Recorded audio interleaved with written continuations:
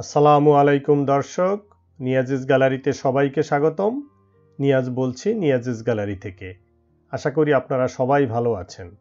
আপনি যদি আমাদের চ্যানেলে আজ নতুন হয়ে থাকেন তাহলে এক্ষুনি আমাদের চ্যানেলটি সাবস্ক্রাইব করুন প্লিজ। আর যারা অলরেডি আমাদের চ্যানেল সাবস্ক্রাইব করেছেন তাদের সবাইকে ধন্যবাদ। আজ আপনাদের জন্য গোলাপ গাছের উপরে একটি সুন্দর ভিডিও নিয়ে হাজির হয়েছি। আজকের ভিডিওতে আমরা আপনাদেরকে দেখাবো আমরা খুব সহজ উপায়ে কিভাবে গোলাপ গাছের কলম বা গ্রাফট করে থাকি। গোলাপ গাছের কলম করার জন্য প্রথমেই আমাদেরকে মাটি তৈরি করতে হবে। একটি পাত্রে অল্প মাটি, একটু পিটমস এবং গোবর সার পানি দিয়ে ভালোভাবে মিশিয়ে নিতে হবে। এমনভাবে মিশাতে হবে যাতে পানির পরিমাণ বেশি না হয়ে যায় বা মাটিটা খুব নরম না হয়ে যায়, অর্থাৎ মাটির একটা কাই তৈরি করতে হবে। আমাদের মাটির কাই তৈরি করা হয়ে গেল। এরপর ফোমের এই ছোট টপটিকে এভাবে কেটে নিতে হবে।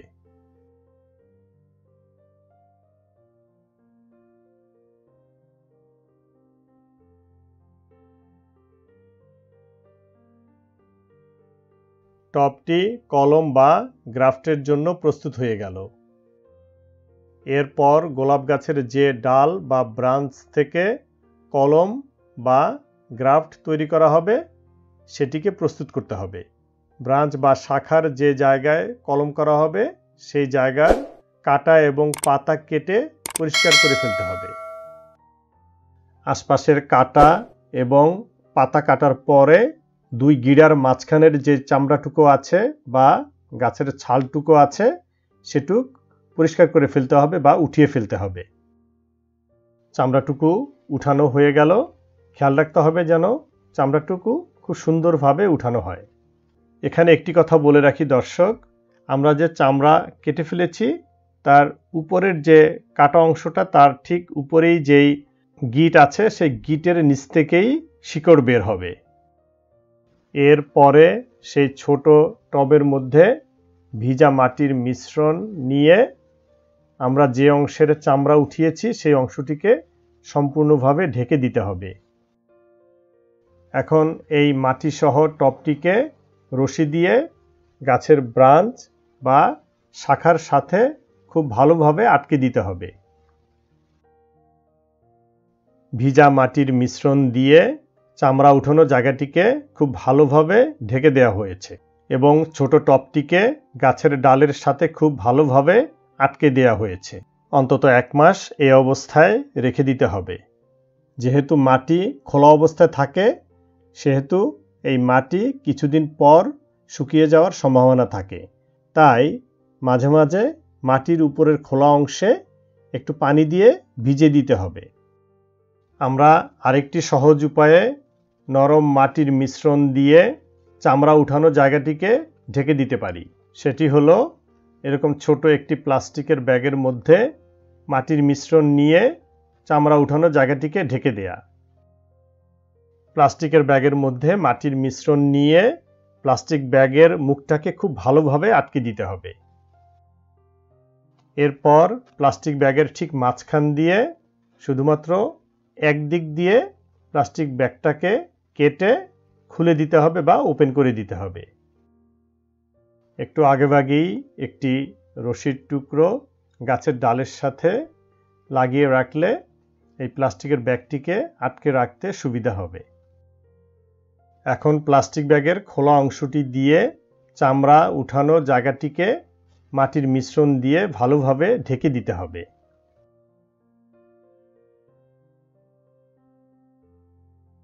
এরপর রশি দিয়ে প্লাস্টিক ব্যাগটিকে গাছের ব্রাঞ্চ বা শাখার সাথে খুব ভালোভাবে আটকে দিতে হবে যাতে পড়ে না যায়। ঠিক আগের মতো এটিকেও 1 মাস এভাবে রেখে দিতে হবে। প্লাস্টিক ব্যাগ ব্যবহার করার সুবিধা হলো শিকড় তৈরি হলে আপনি সেটি বাহির থেকে দেখতে পারবেন। 1 মাস পর আমরা এখন খুলে দেখব শিকড় তৈরি হয়েছে কিনা।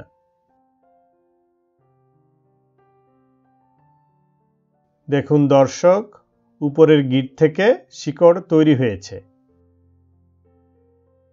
এখন শিকড়ের ঠিক নিচে ডালটি কাটতে হবে। দেখুন দর্শক, কলমের গোড়া থেকে অনেক শিকড় বের হয়েছে। শিকড় সহ ডালটি রোপণ করার জন্য মাটিতে নির্দিষ্ট একটি জায়গায় গর্ত করতে হবে। এরপর গ্রাফট বা কলমটিকে খুব সতর্কভাবে মাটির গর্তে বসিয়ে দিতে হবে যাতে শিকড় নষ্ট হয়ে না যায়। মাটির গর্তে বসানোর পরে গোবর এবং পিটমস মিশ্রিত মাটি দিয়ে শিকড় খুব ভালোভাবে ঢেকে দিতে হবে।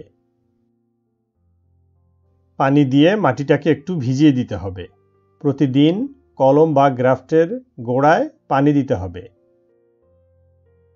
আমরা গোলাপের এই কলমটি মাটিতে রোপণ করেছিলাম। এ পর্যায়ে কিছু পরিচর্যা করতে হবে।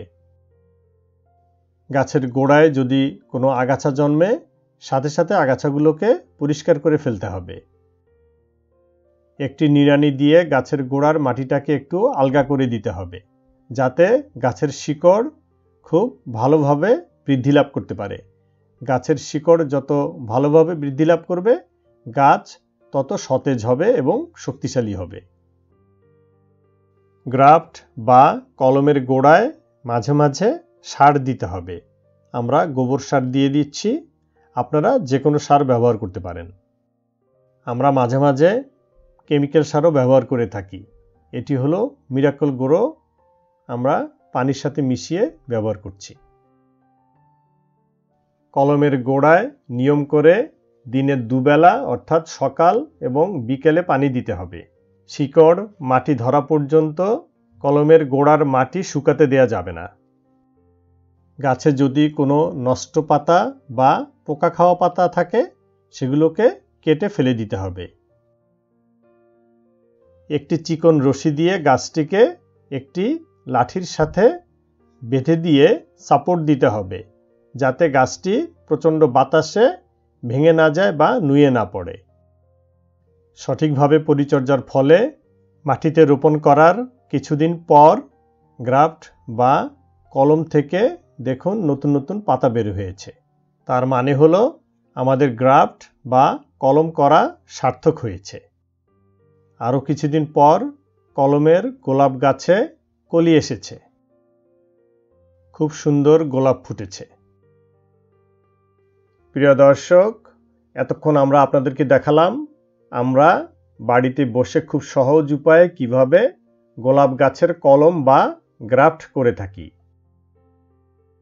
এই ভিডিওটি সম্পূর্ণ দেখার পর আমাদের এই সহজ পদ্ধতি অবলম্বন করে আশা করি আপনারাও আপনাদের বাগানে গোলাপ গাছের কলম বা গ্রাফট তৈরি করতে সক্ষম হবেন। এই ভিডিওটি যদি আপনাদের ভালো লেগে থাকে তাহলে লাইক, কমেন্টস এবং শেয়ার করে আমাদেরকে আরও সুন্দর সুন্দর ভিডিও তৈরি করতে উৎসাহ দিবেন আশা করি। আগামী ভিডিও দেখার আমন্ত্রণ জানিয়ে আজকের মতো এখানেই বিদায় নিচ্ছি। সবাই ভালো থাকবেন, সুস্থ থাকবেন। আসসালামু আলাইকুম, আল্লাহ হাফেজ।